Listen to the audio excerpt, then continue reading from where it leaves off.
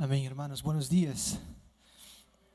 Ha sido hermoso poder disfrutar y escuchar Efesios versículo tras versículo, estudiando junto con los pastores de aquí, la iglesia, y espero hoy día poder aportar para eso también el día de hoy. Y hay 3 puntos que yo quiero que durante el sermón podamos considerar.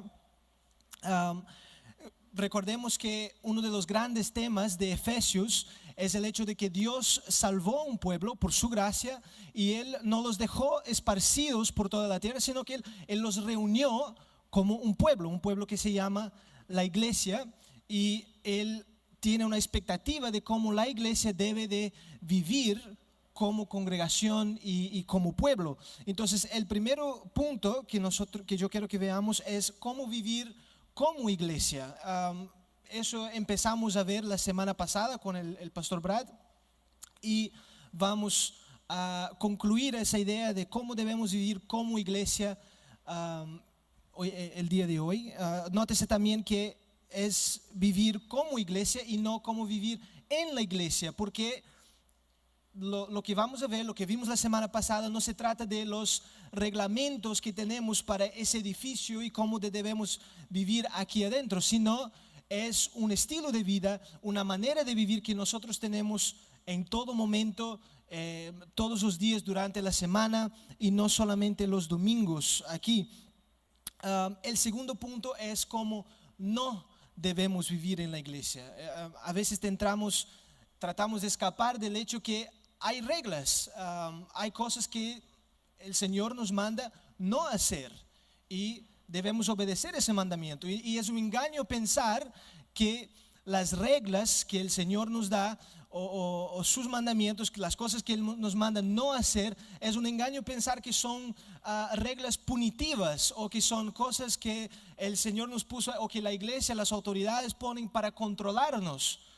No es así, sino que las reglas y cosas que no debemos hacer fueron puestas ahí para nuestro bien. Yo estoy viviendo eso ahora con mi hijo mayor, porque finalmente ha pasado lo que yo siempre temía, y es que él ha aprendido a abrir la puerta principal de nuestra casa, y yo tengo que enseñarle: no puedes abrir la puerta, no puedes salir de esa puerta. Y luego de eso, eso no es para punirle simplemente o para que controlar a mi hijo, sino es para su bien. Un carro le puede atropellar y no queremos eso. Entonces, para que él pueda vivir sanamente, yo le digo: no puedes hacer eso. Y así es con el Señor. Él nos da cosas que no debemos hacer para nuestro bien. Y el tercer punto es una advertencia, ¿no? Advertencia a personas que viven como no deben, por los mismos peligros que trae una vida en el pecado. Así como mi hijo, yo le digo: tú no puedes abrir esa puerta, porque si tú lo haces, quizás un carro te puede atropellar, o te puedes lastimar, te puedes perder. Son advertencias que debemos meditar en ellas, porque tal vez ese temor muchas veces es saludable para nosotros y nos impide de hacer ciertas cosas que no debemos hacer. Ahora, antes de empezar, quiero que nos demos cuenta, no se trata de un sermón legalista. Tú tienes que hacer eso, tienes que hacer el otro. Si tú no haces eso, no vas al infierno. No se trata de eso, sino que quiero volver a dar el enfoque que el pastor Brad nos dio la semana pasada, de que no se trata de cambiar nuestra naturaleza. El Señor es como el ejemplo que el pastor Brad usó la semana pasada del árbol, ¿no? Si tú tienes una higuera, no puedes pedir a esa higuera que produzca manzanas. En su naturaleza está el producir higos, ¿no? Entonces así es la iglesia. Ese sermón no se trata de lo que tú debes hacer para ser miembro de la iglesia de Cristo. Si tú no haces eso, no puedes ser cristiano. No es así, sino que eso es lo que hacemos porque somos iglesia. Amén. Entonces no es lo que yo debo hacer para ser iglesia, sino lo que yo hago porque yo ya soy parte de la iglesia. Así que empezamos con cómo debemos de vivir como iglesia. Y ese punto fue lo que el pastor Brad predicó la semana pasada. En el versículo 25 del capítulo 4 dice, debemos hablar la verdad. Debemos desechar la mentira y hablar la verdad. En el versículo 28 debemos trabajar honestamente, debemos con nuestras manos hacer trabajo honesto y no solamente trabajar, sino que estar dispuestos a compartir nuestras ganancias con aquellos que necesitan. Debemos edificar y fortalecer a nuestros hermanos con nuestras palabras. No solamente hablar la verdad, sino que también edificarlos, consolarlos, exhortarlos de diferentes maneras para así fortalecer a nuestros hermanos. Y en el versículo 1 del capítulo 5, lo que Pablo está haciendo es, él está concluyendo esa idea, ¿no? ¿Y qué dice ahí en el versículo 1? Sed pues, versículo 1, sed pues imitadores de Dios como hijos amados. Ahora, hermanos, si nosotros tomamos el versículo 1 de una manera aislada, tenemos algo verdadero y de hecho es un buen resumen para todo ese aspecto práctico de la palabra de Dios. Mira, tú tienes que hacer eso, tienes que hacer el otro y al fin de todo, mírame, imítame, ¿no? Es un buen resumen de todas las cosas, imitar a Dios.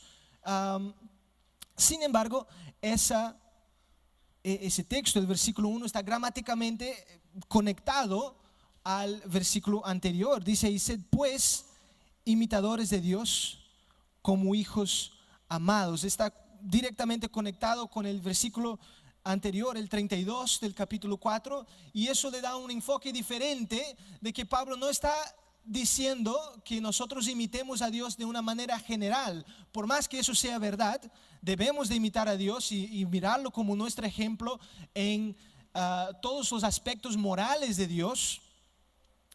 Sin embargo, aquí Pablo está dando un enfoque específico de un atributo específico de Dios que Él quiere que nosotros imitemos, y creo que nos vamos a percibirlo mejor si leemos. Podemos leer el versículo 32 junto con el versículo 1 para ver cuál es ese atributo que Pablo nos está pidiendo o nos está exhortando a imitar. Dice así el versículo 32 del capítulo 4: antes sed benignos unos con otros, misericordiosos, perdonándoos unos a otros, como Dios también os perdonó a vosotros en Cristo. Sed pues imitadores de Dios como hijos amados. Así que lo que Pablo nos está llamando a imitar en ese momento, muchas gracias. Lo que Pablo nos está llamando a imitar en ese momento es el atributo que nosotros conocemos por experiencia más que cualquier otro, que es la benignidad, la misericordia, el perdón. ¿Y qué es el perdón? Es la capacidad de pasar por alto las ofensas de los demás gratuitamente y para siempre. Y eso es lo que Pablo quiere que nosotros imitemos. Jesús en sus sermones, eso también fue un tema muy repetido en todos los sermones de Jesús. Muchas veces Jesús habló sobre el perdón, que debemos perdonar a nuestros hermanos. De hecho, para eso vino Jesús. Jesús vino para distribuir perdón a los pueblos, a todos los que creyesen en Él. Fue el fundamento de la obra de Cristo, fue el perdón. Toda nuestra salvación se basa principalmente en el hecho de que Dios nos perdonó y Él pagó nuestras deudas. Lo que nosotros no podíamos hacer, Él lo hizo en nuestro lugar. Él pasó por alto nuestras ofensas. Y no sé si en el capítulo 18 de Mateo también hay una hermosa parábola que Jesús cuenta acerca del perdón. una parábola bonita, sin embargo con un final un poco triste, y es en Mateo capítulo 18. No lo vamos a leer porque por el tiempo, sino les voy a parafrasear. Y fue cuando Jesús habla de un rey, y que ese rey tenía un siervo, y ese siervo le debía al rey una grandísima cantidad de dinero, y era una cantidad de hecho impagable, que no, él jamás, ni trabajando toda su vida, podría haber pagado esa deuda. Y ese, hermanos, representa, ese siervo que tiene esa deuda impagable, representa a nosotros que tenemos una deuda para con Dios impagable. Nosotros, cualquier cosa que podamos hacer, cualquier buena obra que podamos hacer, no puede compensar por nuestros pecados y nuestros delitos. Y ese siervo se acerca al rey, y él empieza, y el rey le dice, le quiere tener cuentas con ese siervo, y le pregunta: ¿dónde está mi dinero? El siervo le dice que todavía no le puede pagar, y entonces el rey le dice: entonces tienes que sufrir las consecuencias, y tendrás que tú y tu familia ir a la cárcel y trabajar hasta que puedas pagar toda esa cantidad. El siervo, hermanos, empezó a llorar, empezó a ver la seriedad del problema en que estaba, y ese rey, con mucha misericordia y mucha compasión, le miró al rey y pasó por alto su deuda. Imagínense en ese momento el rostro de ese siervo que tenía esa deuda impagable. No sé cuántos de ustedes han tenido la bendición de estar endeudados y sentir esa carga constantemente. Oh, tengo que pagar eso, tengo que pagar el otro. Y de repente, la aún mayor bendición de pagar esa deuda, de terminar con esa deuda, es el alivio que viene después de eso, ¿no? Y imagínate ese sentimiento multiplicado por 10, porque el rey le miró y le dijo: mira, no tienes que pagar nada, ¿no? Y ni siquiera: mira, vamos a ver cómo hacemos, tú me pagas por mes en ciertas cuotas. No tienes que pagar nada. Imagínese el rostro de ese. Y eso, hermanos, para usted que ha creído en el Señor Jesús, en su obra salvadora, eso es lo que ha pasado con nosotros. Dios tomó nuestros pecados, y Él simplemente los pasó por alto y nos perdonó completamente de todo eso.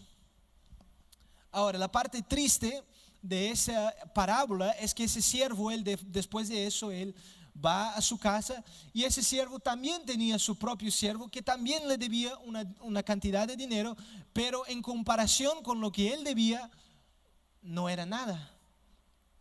Y lo que él hace es, él agarra a ese su siervo por el cuello y le empieza a maltratar, y le pega y le dice: quiero mi dinero, quiero ahora. Y los otros siervos del rey vieron eso, lo contaron al rey, y eso fue para el rey una acción abominable, porque el rey esperaba que ese siervo imitase y volviese a hacer lo que él mismo hizo con él. Y cuando él vio la hipocresía de ese siervo, fue para él algo terrible. Y entonces ahí Jesús también enseña la gravedad de lo que es no perdonar. Porque, hermanos, nuestra motivación a perdonar es que Cristo nos perdonó a nosotros primero, ¿no? Y eso es lo que el Señor nos pide a nosotros a imitar, es su perdón. Y nótese también que hace pocos versículos Pablo estaba escribiendo de cómo nosotros estábamos muertos en nuestros pecados, cómo nosotros vivíamos siguiendo los deseos de nuestra carne, hacíamos toda suerte de cosas abominables delante de Dios. Y ahora Él nos dice: sed imitadores de Dios como hijos amados. La ironía de eso, de que nosotros que antes estábamos muertos en delitos y pecados, éramos enemigos de Dios, estábamos haciendo cosas abominables delante de Dios, ahora somos hijos de Dios, ¿no? Y Pablo que está diciendo que nosotros debemos de imitar eso de parte de Dios. Y entonces, ¿cómo es el perdón de Dios? El perdón de Dios, si pudiésemos describirlo de alguna manera, yo diría que el perdón de Dios es incondicional. No hay nada que nosotros podemos hacer para merecer el perdón de Dios. Dios no nos perdona porque tú hiciste eso de bueno, entonces yo te perdono. No es así, sino que Dios nos perdona incondicionalmente a pesar de nuestros pecados. El perdón de Dios es genuino en ese aspecto que Él nos perdona, y Él nos perdona para siempre. No es algo, mira, hace tantos tiempos tú hiciste eso y ahora estás... No, Él no está trayendo a la luz nuestros pecados del pasado. Dice que Él los echa en el mar del olvido, porque Él no está recordando lo que nosotros estamos, nuestros pecados del pasado. Y su perdón también es constante. Disculpe. Su perdón es constante porque cubre no solo un pecado, no solo tu más grande pecado, sino que cubre multitudes de pecados. Y no solamente nos perdona una vez. Qué terrible sería si Dios, mira, yo te salvo y te perdono todos tus pecados que has hecho hasta aquí. A partir de ahora ya no peques nunca más. Qué terrible hubiese sido eso, porque ahí no habría salvación para nadie, porque nosotros infelizmente seguimos en nuestra lucha contra el pecado y muchas veces fallamos. Y por eso Jeremías dice: tus misericordias se renuevan a cada mañana, porque el perdón de Dios es constante. Él nos perdona muchas veces y de muchas maneras y por muchos pecados. Y entonces, de la misma manera, hermanos, tenemos que nosotros imitar eso, y nuestro perdón también tiene que ser incondicional. Cabe notar que existe una diferencia entre el perdonar y entre el reconciliarse. El perdón es un tema de nuestro corazón, es entre yo y Dios, y no hay más ese peso, esa amargura en mi corazón por lo que otra persona me puede haber hecho. Y cuando yo libero eso, es el perdón, es una posición de mi corazón. Ahora, el reconciliarse es algo diferente. El reconciliarse, se necesita las dos partes para llegar a un acuerdo y conversar y poder solucionar los problemas que han tenido. Sin embargo, no estoy hablando de la reconciliación. Hay situaciones diversas que nosotros pasamos. Quizás la persona que nos ofendió ni sabe que nos ha ofendido. Quizás la persona que nos ofendió no es cristiana, y entonces yo no estoy hablando de la reconciliación, pero nuestro perdón sí tiene que ser incondicional.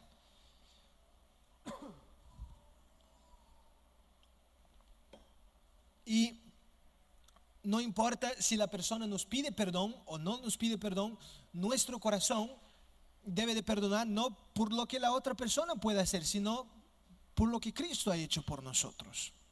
Nuestro perdón también tiene que ser incondicional, tiene que ser genuino. Quizás sí, a veces hasta llegamos a la reconciliación, pero a veces después de un tiempo y la persona quizás repite algún tipo de actitud, y nosotros, mira, tú estás repitiendo eso, ya hiciste eso aquella vez, ahora es de nuevo, y estamos trayendo, porque no hubo un perdón sincero y genuino en nuestro corazón. Nuestro perdón tiene que ser genuino. No debemos estar recordando a la persona de sus fallas en el pasado. Y nuestro perdón también tiene que ser constante, principalmente con aquellas personas que convivimos con ella, vivimos con ella y sí o sí vamos a ver errores, sí o sí va a fallar con nosotros. Una persona no va a pecar contra nosotros una vez, ni solo 2 veces, sino muchas veces. Y tenemos que estar dispuestos a perdonar cuantas veces sean necesarias. Ahora, hermanos, al escuchar la responsabilidad que nosotros tenemos de perdonar, muchas veces en nuestro corazón puede surgir la pregunta, ¿y si? No sé si ustedes se acuerdan de Pedro, cuál fue su pregunta a Jesús, y él preguntó, Jesús, sonó algo así, ¿y si la persona peca contra mí muchas veces? ¿Cuántas veces tengo que perdonarle? En nuestro corazón puede, ¿y si la persona me abusó? ¿Y si la persona me traicionó? ¿Y si la persona mató a un ser querido mío? ¿Tengo que perdonar a esa persona? Hermanos, infelizmente esas son situaciones trágicas que pasan en la vida de las personas y muchas veces son situaciones presentes que quizás usted esté pasando ahora, y yo no quiero pretender entender a esas situaciones y decir que yo sé lo que tú estás pasando. Sin embargo, lo que la palabra nos dice es que nuestro estándar de vida es Cristo y debemos perdonar porque Él nos perdonó y porque Él, siendo inocente, Él pasó por alto nuestras ofensas y él sí fue inocente y Él sí sufrió la mayor ofensa de todas. Él fue burlado, fue traicionado, fue golpeado, escupido, fue crucificado, torturado, y todo eso siendo inocente. Y ese, hermanos, es nuestro estándar, ¿no? Lo que nosotros debemos vivir para eso, porque no se trata de lo que la otra persona puede haber hecho, sino que de lo que Cristo hizo por nosotros. Esa es nuestra motivación en el perdón a las otras personas. Y Jesús en sus últimos momentos, Él mismo dijo, perdónalos, pues no saben lo que hacen. Y debemos también nosotros imitar eso. Ahora, quizás ustedes tienen algún amigo o hermano o familiar que haya sido ofendido y esa persona se acerca a ti y quiere pedir tus consejos, te quiere contar lo que está pasando, y les animo a no solamente decirle, mira, tú tienes que perdonar porque Cristo te perdonó. De esa manera más, no hagan eso, sino que mire a la persona, escúchala, trata de entender su situación y en ese momento toma esa oportunidad para recordarle lo que Cristo hizo por ella y para recordarle del perdón que Jesús ejerció para con esa persona, y recuérdale del Evangelio.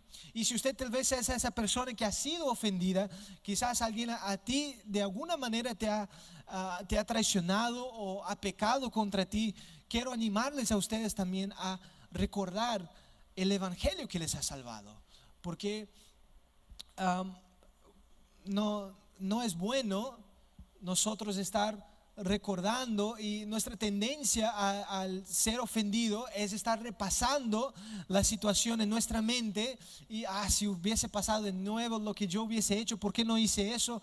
Y es como aguar a una planta, y esa planta es la amargura.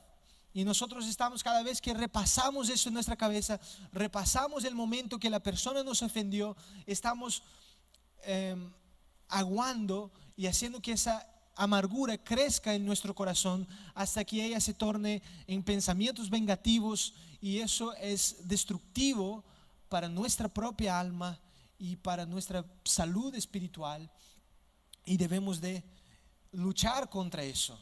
Y la mejor manera de hacer eso es recordando el momento en que Jesús, al en vez de estar repasando el momento que la persona te ofendió, repase más bien el momento en que Cristo fue ofendido, el momento en que Cristo fue crucificado, en que Él sufrió la ofensa y que Él fue en silencio a la cruz, y ese momento en que Él, ensangrentado y con los clavos en sus manos, la corona de espinos en su cabeza, ese momento en que Él dijo: perdónalos, pues no saben lo que hacen, habiendo sido traicionado y todo lo demás. Recuerde eso, al en vez de estar repasando en sus mentes ese momento difícil que puedas haber pasado. Y hermanos, eso es lo que significa andar en amor. En Romanos está escrito así, en Romanos capítulo 7, en Romanos capítulo 5, versículo 7 y versículo 8, dice: ciertamente apenas morirá alguno por un justo. Con todo, pudiera ser que alguno osara morir por el bueno. Mas Dios muestra su amor para con nosotros en que, siendo aún pecadores, Cristo murió por nosotros. Hermanos, eso es lo que significa andar en amor, porque andar en amor solamente podemos decir que amamos a una persona cuando esa persona nos haya ofendido. Si nosotros nunca hayamos tenido la oportunidad de perdonar a esa persona, no sabemos cuál sería nuestra reacción al ser ofendidos por ella. Aquí está diciendo que Dios, Él, cuando nosotros aún éramos pecadores, Él murió por nosotros. Quizás alguien osara morir por un justo, pero no fue así con nosotros. Hermanos, es fácil amar a una persona justa. No sé si tú conoces aquel hermano cristiano que es muy maduro en la fe, que conoce la palabra, aquella persona humilde, que es una persona de oración, que se nota que ama al Señor. Es fácil amar a esa persona. Ahora, cuando nuestra verdadera prueba de amor está cuando una persona nos ofende, cuando la persona se equivoca con nosotros, cuando la persona peca contra nosotros. Ahí está la verdadera prueba de amor. Eso es lo que significa andar en amor, estar dispuestos a pasar por alto las ofensas de los demás. Jesús dijo que los fariseos también amaban a sus amigos, ellos también amaban a aquellas personas que les amaban, sus familiares, sus amigos, pero la verdadera prueba de amor está en el poder perdonar y pasar por alto las ofensas de las personas que pecan contra nosotros. Entonces debemos de estar dispuestos a imitar el amor de Dios, que es incondicional, es genuino y es constante, no importa lo que la persona nos pueda haber hecho. Y con eso entramos al punto número 2, y cómo es que Dios no quiere que nosotros vivamos. Ahora vamos a leer juntos lo que Pablo dice acerca de ciertas prácticas pecaminosas que Él quiere que nosotros desechemos. Ahora, antes de leer eso, quiero que nos demos cuenta de algunas cosas. Primero, cuando Pablo dice que esas cosas ni aún se nombre entre nosotros como conviene a santos, lo que Él está diciendo es que, mira, tú eres cristiano, como un santo, tú no tienes que tener nada que ver con esas prácticas pecaminosas. Esas cosas deben estar muy lejos de la iglesia, y como he dicho, no de la iglesia como las cuatro paredes, sino que debe estar muy lejos de tu vida personal, esas prácticas pecaminosas. Sin embargo, si tú has caído alguna vez en alguno de esos pecados, o estás quizás luchando contra esos pecados, no significa que tú estás excluido de la iglesia o que no hayas sido salvo. De hecho, si fuera así, En vano hubiese sido hablar sobre el perdón de Dios, sobre cómo Él nos perdona constantemente, como hubiese sido en vano. Pero sí que esas cosas no deben de ser prácticas en nuestras vidas. Si tú ves que esas cosas, esas prácticas son en tu vida también prácticas, cosas constantes, o quizás alguien te haya exhortado acerca de esas cosas antes, pero tú no has dado oído a las exhortaciones de tu hermano. Quizás tú cometes esos pecados y no siente en tu corazón ningún tipo de remordimiento, ningún peso en su conciencia. Ahí sí podemos ver que hay un problema, y eso lo que va para decir es que no eres iglesia, no eres parte de la iglesia si esas cosas son prácticas en tu vida. Y por otro lado, también quiero que nos demos cuenta que en esa lista de pecados, de prácticas pecaminosas, que no es una lista exhaustiva, también hay otras listas con diferentes pecados, pero en esa lista aquí vamos a ver que hay pecados que quizás son más escandalosos que otros, y hay otros pecados más sutiles que vamos a ver, pero la advertencia que sigue son para todos esos pecados, lo que nos lleva a entender que todos esos pecados son graves delante de Dios, y debemos de evitar a todos ellos. No debemos de pensar que existe, no debemos de pensar que un pecado porque es pequeño es bueno. No, todos los pecados son graves y son ofensas delante de Dios, y debemos de rechazar a todo tipo de práctica pecaminosa. Así que ¿cuáles son esas prácticas que nosotros debemos de rechazar? El primero, la fornicación, ¿no? Se define como el sexo fuera del matrimonio. Y hermanos, nosotros en nuestra sociedad actual, nosotros debemos de buscar alejarnos de eso, de todas y cualquier manera que podemos. Vivimos en una sociedad donde el sexo se ha trivializado y lo tomamos por juego, y les animo a cuidarse, a protegerse contra de eso. La palabra de Dios nos dice para huir de la fornicación. Vemos que a veces nos dice luche contra la tentación, resiste al diablo y Él huirá de vosotros. Pero cuando habla de la fornicación, Pablo mismo, Él nos dice para huir de la fornicación. Y ustedes que solteros, solteras, casados también, les animo a cuidarse, principalmente viviendo en medios seculares como universidades o trabajos. Cuidado con el exponerse a ese tipo de pecado, con tus amistades, con quien pasas tu tiempo solo. No pongas en juego tu salvación, no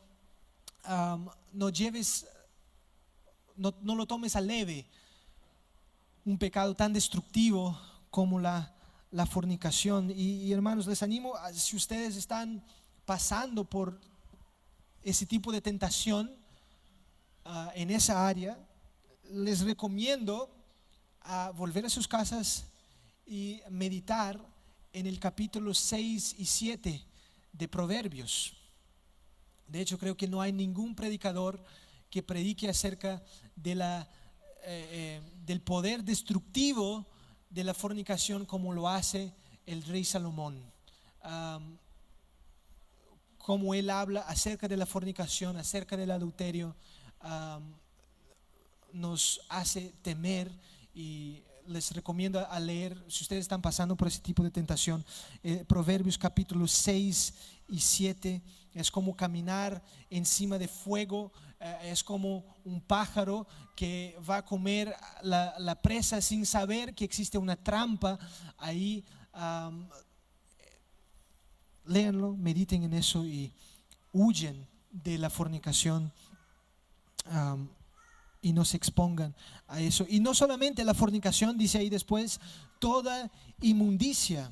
No es solamente el acto sexual que debemos de rechazar, sino todo tipo de inmundicia.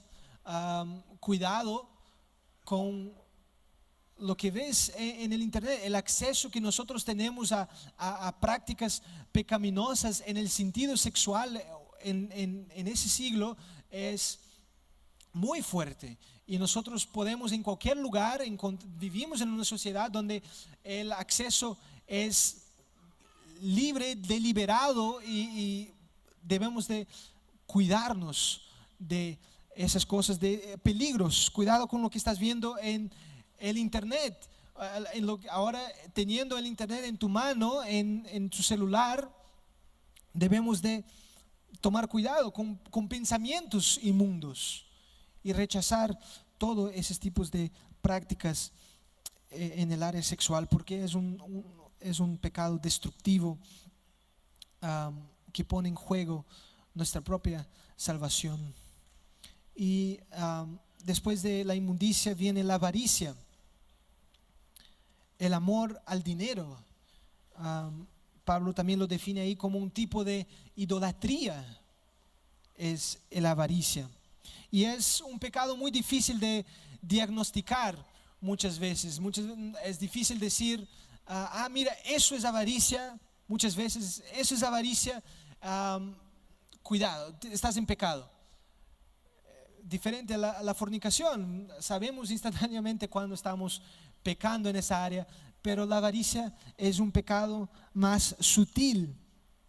Pero quiero que se pregunten algunas cosas para saber, quizás, y puedan meditar y pensar, quizás eso es avaricia. Y les animo a preguntarse, ¿cuál es su sentimiento? ¿Cómo te sientes cuando ganas dinero? ¿Cómo te sientes cuando pierdes dinero? ¿Cuál es, cuando ganas dinero, tu corazón se alegra mucho? Cuando tú pierdes dinero, tu corazón se entristece mucho, te empiezas a preocupar. Cuidado, quizás eso sea una señal de avaricia. Job, él dijo así cuando él estuvo hablando con sus amigos. Él dice: si puse en el oro mi esperanza y dije al oro, mi confianza eres tú. Y ahí mire lo que dice: si me alegré de que mis riquezas se multiplicasen y de que mi mano hallase mucho, esto también sería maldad juzgada, porque habría negado al Dios soberano. Job está diciendo que si él hubiese alegrado con sus ganancias y con la cantidad de dinero que él tenía, eso sería maldad. Él estaría negando al Dios, porque estaría poniendo en el dinero su confianza. Entonces, pregúntense, ¿cuál es el sentimiento que ustedes tienen al ganar o al perder dinero? ¿Estás ofrendando? ¿Estás ofrendando generosamente o de lo que te sobra? Quizás se te surge una oportunidad de ganar dinero que quizás no sea una manera honesta o legal. ¿Lo aceptas o no lo aceptas? Son señales, hermanos, de avaricia en nuestros corazones que debemos de cuidarnos, porque, como Pablo lo define, es un tipo de idolatría, ¿no? Nosotros somos rápidos para hablar de los católicos y cuando hablamos de los errores doctrinales de los católicos, quizás lo primero que nos viene a la mente es la idolatría, y no nos damos cuenta que muchas veces hay en nuestros corazones también un pecado similar, y debemos de cuidarnos de eso. Después Pablo cita palabras deshonestas. En Apocalipsis está escrito que todo mentiroso será condenado. será echado en el lago de fuego. Entonces, citando al pastor Brad y lo que él dijo la semana pasada acerca de la mentira que él mencionó también, él dijo de las diferentes maneras que nosotros podemos caer o exponernos al pecado de la mentira, y puede ser a través de la simple hablar lo que no es verdad, ¿no? Hay algo que no es verdad, yo lo digo, es una mentira. Pero también la exageración. Quizás tú estás diciendo la verdad, pero añades a esa verdad y estás exagerando.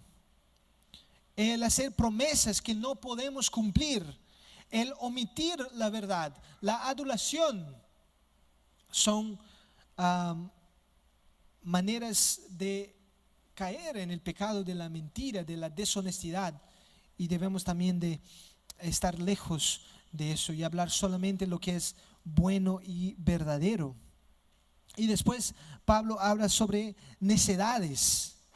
Literalmente son conversaciones estúpidas, sin sentido, que no aprovechan para nada.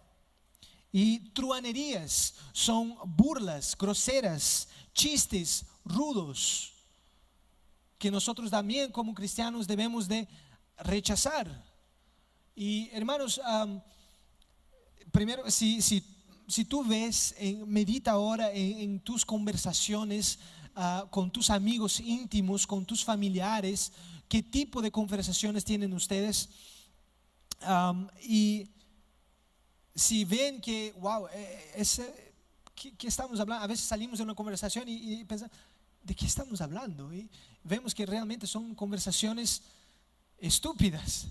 Y si usted es una práctica constante tener ese tipo de conversación, o tienes esa mala costumbre de hacer chistes rudos, chistes que quizás difaman a otra persona, que quizás hablan mal de una manera graciosa de otra persona, les arrepiéntanse, es un pecado. Pero también yo he experimentado eso, que hay personas que quizás amigos nuestros que cometen ese pecado, y muchas veces por amor a Dios y por nuestra salud espiritual también debemos de alejarnos de ciertas relaciones que, si esa persona es una persona que toda vez que tú conversas con ellas, tienen conversaciones estúpidas, sin sentido, que no edifican para nada, y son personas que tienen esa costumbre que les gusta hacer chistes o burlarse de otras personas, quizás lo mejor que tú puedes hacer es alejarse de esas personas por tu propia salud espiritual. Hay relaciones que nosotros muchas veces que no edifican a nosotros, y debemos de alejarnos de ciertas personas.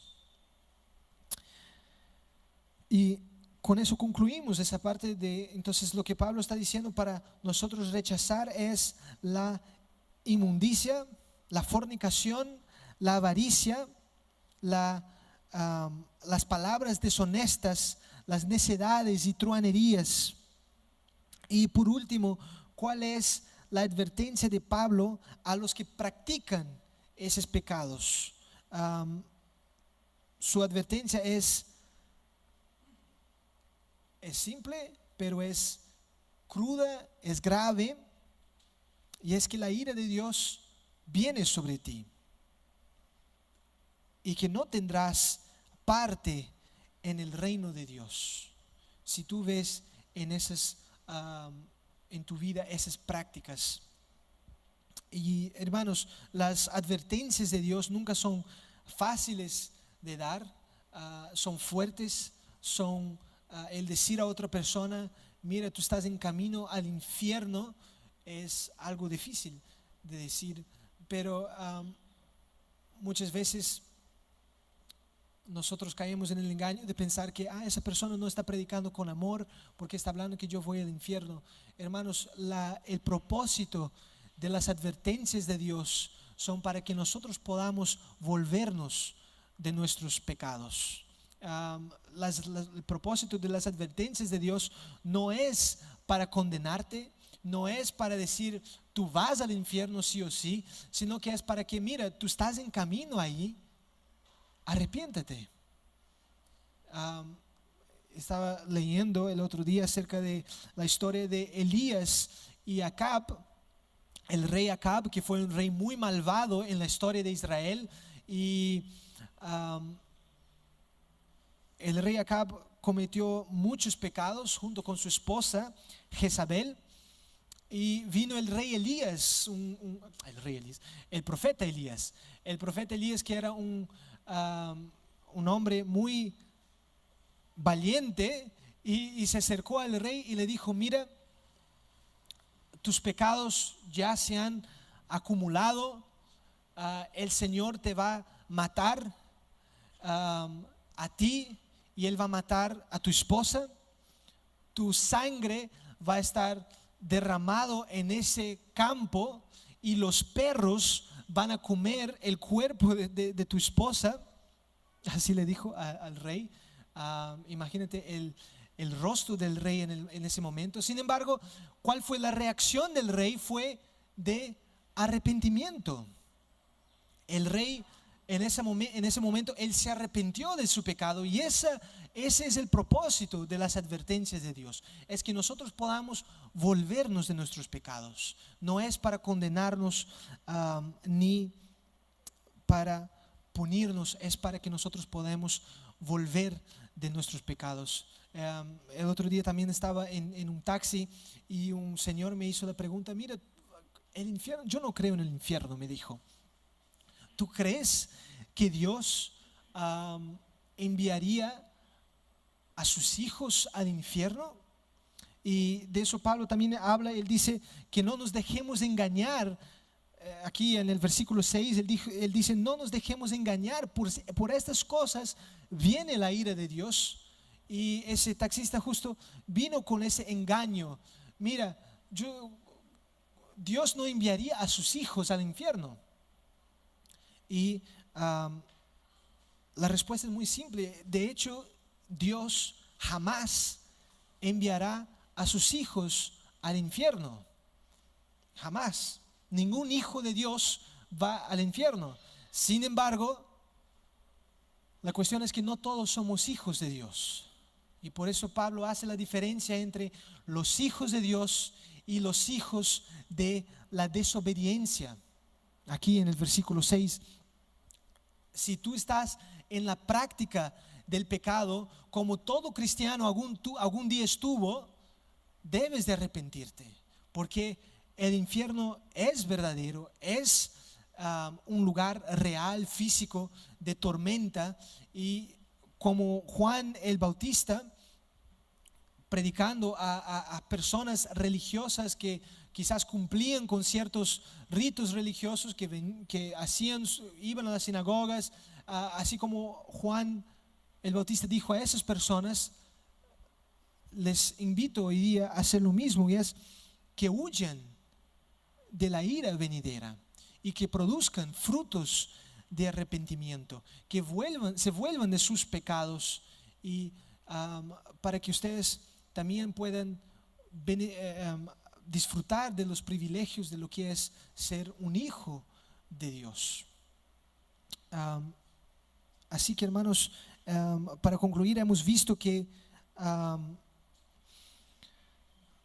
hemos visto cómo debemos vivir como iglesia, cómo el Señor nos llama a vivir como personas que somos cristianos, que somos salvos por la gracia. Como iglesia debemos de trabajar honestamente, debemos de hablar la verdad en todo momento, debemos de perdonar a los que nos ofenden, debemos de edificar a nuestros hermanos con nuestras palabras. También hemos visto cómo no debemos vivir como iglesia, debemos rechazar y huir de todo tipo de pecado sexual, como la fornicación, la inmundicia, los malos pensamientos. También debemos rechazar el dinero como nuestra fuente de confianza, como nuestro sustento. Debemos rechazar la avaricia, las conversaciones groseras, los chistes, las truhanerías. Debemos rechazar la mentira y debemos de considerar las advertencias del Señor para nuestras vidas. Muchas veces el Señor nos anima a seguir sus caminos con sus promesas, y Él nos dice: santifícate y sé santo, para que tú puedas, ¿no? Para que puedas alcanzar a todas las promesas que Dios tiene para ti. Y de hecho eso es una gran motivación para nosotros. Sin embargo, también es bueno meditar en los peligros del pecado y cómo el pecado puede ser destructivo para nuestra alma también. Así que oremos. Amén. Señor, te doy gracias en ese día por tu palabra, por ese texto. Gracias porque tú nos has salvado, y gracias por tu perdón, que es incondicional, que es constante, que es genuino. Tu perdón que, Señor Dios, a pesar de nuestros muchos pecados, tú sigues, Señor Dios, perdonándonos a cada día. Gracias por la cruz de Cristo, que ahí fue donde reveló, Señor Dios, el auge de su amor. Y fue ahí donde pudimos ver el perdón de nuestros pecados, el que Él pasó por alto a nuestras ofensas y nos dio vida. Y no solamente nos perdonó, sino que Él nos aceptó y nos hizo sus hijos. Y te damos gracias por eso. Y por causa de eso, por causa de su perdón, por causa de su amor, te pedimos que tú vengas, Señor Dios, también a ayudarnos a vivir vidas santas que te glorifican. Que nuestra vida pueda ser para ti, oh Dios, un olor fragante. Que pueda ser, Señor Dios, un sacrificio aceptable delante de ti, así como fue el sacrificio de Jesús. Líbranos de caer en el pecado. Líbranos de, Señor Dios, de volver a la vieja manera de vivir. Líbranos, Señor Dios, de la tentación y del peligro constante que acecha contra nuestras almas, Señor Dios. Y ayúdanos, oh Dios, en nuestra batalla y en nuestro pleito con el pecado, y a vencer hasta el fin y perseverar hasta el final, Señor Dios. En el nombre de Jesús. Amén y amén.